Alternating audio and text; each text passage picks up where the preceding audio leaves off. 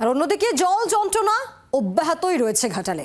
জমি নদীর জল বেড়ে প্লাবিত ঘাটালের বিস্তীর্ণ এলাকা, জলের তলায় চাষের জমি। বন্যা পরিস্থিতির দিকে নজর রাখছে প্রশাসন। খোলা হয়েছে কমিউনিটি কিচেন, মেডিকেল ক্যাম্পও। আগামী মঙ্গলবার ঘাটালে যাবেন মুখ্যমন্ত্রী।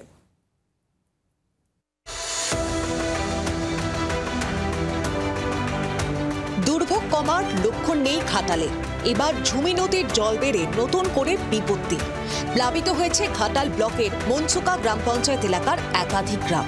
জলের তলায় বিঘের পর বিঘে চাষের জমি। পালপুকুর থেকে মনসুকার মধ্যে যোগাযোগ সম্পূর্ণ বিচ্ছিন্ন।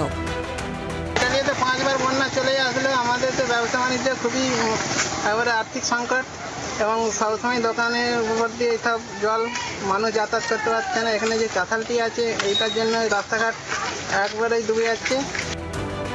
প্রশাসনের তরফে খোলা কমিউনিটি কিচেন থেকে খাবার বিতরণ করা হচ্ছে দুর্গতদের। তৈরি হয়েছে মেডিকেল ক্যাম্প।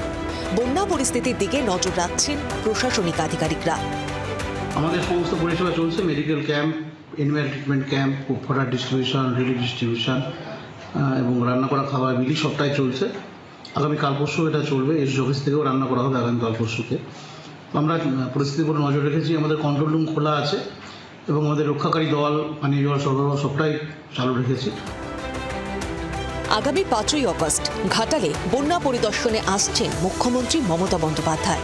তার আগে শনিবার ঘাটালে এলাকা ঘুরে দেখলেন আইজি অনুপ জাসওয়াল। ঘাটাল পৌরসভার 2 নম্বর ওয়ার্ড আরগোড়া এলাকায় প্লাবিত রাজ্য সড়ক ঘুরে দেখেন আইজি। উপস্থিত ছিলেন জেলা পুলিশের আধিকারিকরা। মুখ্যমন্ত্রীর পরিদর্শনের আগে জোর কদমে প্রশাসনিক তৎপরতা। চম্পক দত্তের রিপোর্ট, জি 24 ঘন্টা। বাংলার আওয়াজ, বাঙালির আবেগ, জি 24 ঘন্টা।